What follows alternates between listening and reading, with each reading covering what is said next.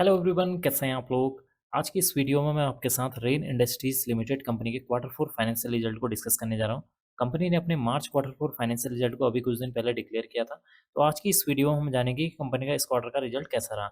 यहाँ पर मैंने जो रिजल्ट ओपन किया हुआ है एक कंसोलिडेटेड रिजल्ट है। यहाँ पर मैं 3 सेक्शन पर फोकस करना है। पहला है मार्च 2025 रिजल्ट, सेकंड है दिसंबर 2024 रिजल्ट, थर्ड है यहाँ पर मार्च 2024 रिजल्ट। तो सबसे पहले बात कर लेते हैं कि इस क्वार्टर में कंपनी की कितने करोड़ की रिवेन्यू जनरेट हुई है, यानी कि कंपनी का जो मेन बिजनेस है वहाँ से कितने करोड़ की इनकम आती हुई नज़र आ रही है। देखिए, इस क्वार्टर में कंपनी की 3,768 करोड़ की, प्रीवियस ईयर में देखेंगे तो 3,675 करोड़ की, प्रीवियस ईयर में देखेंगे तो 3,670 करोड़ की यहाँ पर रिवेन्यू जनरेट होती हुई नज़र आई है।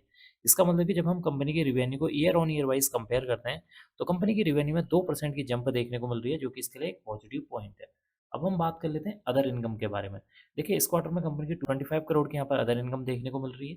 प्रीवियस क्वार्टर में 34 करोड़ थी, प्रीवियस ईयर में 53 करोड़ की यहाँ पर अदर इनकम देखने को मिली हुई है। इसका मतलब कि इस क्वार्टर में कंपनी की जो अदर इनकम है उसमें गिरावट देखने को मिल रही है, जो कि इसके लिए हल्का सा नेगेटिव पॉइंट है।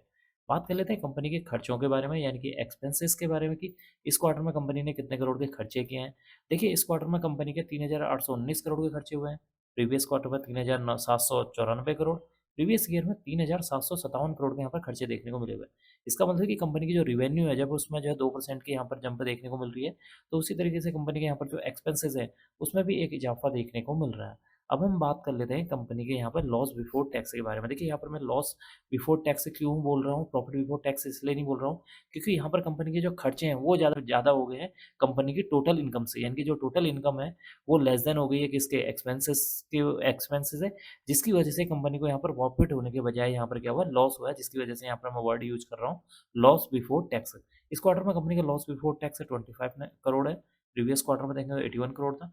प्रीवियस ईयर में देखेंगे तो 33 करोड़ यहाँ पर लॉस बिफोर टैक्स देखने को मिल रहा है। इसका मतलब कि इस क्वार्टर में कंपनी का जो लॉस बिफोर टैक्स है उसमें एक हल्की सी गिरावट देखने को मिल रही है, जो कि इसके लिए एक पॉजिटिव पॉइंट है। अब हम बात कर लेते हैं कंपनी के टोटल नेट प्रॉफिट या टोटल नुकसान कितना हुआ है इस क्वार्टर में कंपनी को, उसके बारे में हम डिस्कस कर लेते हैं। देखिए, इस क्वार्टर में कंपनी का जो नुकसान हुआ है यहाँ पर 11 करोड़ का हुआ है। प्रीवियस क्वार्टर में देखेंगे तो 13 करोड़ का हुआ है। प्रीवियस ईयर में देखेंगे तो यहाँ पर 11 करोड़ का देखने को मिला हुआ था। इसका मतलब कि अगर आप यहाँ पर कंपनी के जो नेट लॉस है उसको देखें, year on year wise compare करते हैं, तो यहाँ पर कंपनी का जो लॉस है उसमें एक हल्की सी गिरावट देखने को मिल रही है। कुल मिलाकर इस क्वार्टर में भी कंपनी को नुकसान हुआ है, लेकिन जो प्रीवियस ईयर के मुकाबले या प्रीवियस क्वार्टर के मुकाबले इस क्वार्टर में जो नुकसान है वो थोड़ा सा कम होते हुए नजर आया है, बस यही डिफरेंस है।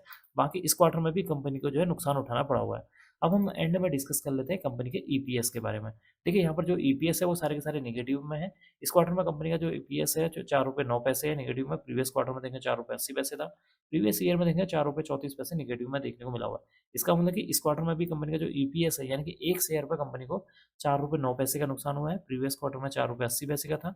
प्रीवियस ईयर में देखें तो 4 रुपये 34 पैसे का नुकसान हुआ था। इसका मतलब कि इस क्वार्टर में कंपनी का जो ईपीएस है उसमें एक हल्की सी जो है आप कह सकते हैं कि सुधार देखने को मिल रहा है। बाकी कंपनी का जो रिजल्ट है इस क्वार्टर में भी थोड़ा सा जो है निराशाजनक देखने को मिल रहा है। कंपनी का जो नंबर है इस क्वार्टर में भी जो प्रॉफिट होने के बजाय कंपनी को इस क्वार्टर में भी नुकसान हुआ है। पॉजिटिव पॉइंट बस यही है इस रिजल्ट में कि कंपनी की जो सेल्स है उसमें 2% की जंप देखने को मिल रही है। बाकी जो कंपनी का जो रिजल्ट है इस क्वार्टर में निराशाजनक देखने को मिल रहा है। अब मैं इस वीडियो को यहीं पर एंड करूंगा। उम्मीद करता हूँ कि आपको यह वीडियो पसंद आई होगी। अगर आपको यह वीडियो पसंद आई तो please like share and subscribe करना ना भूलें। Thank you.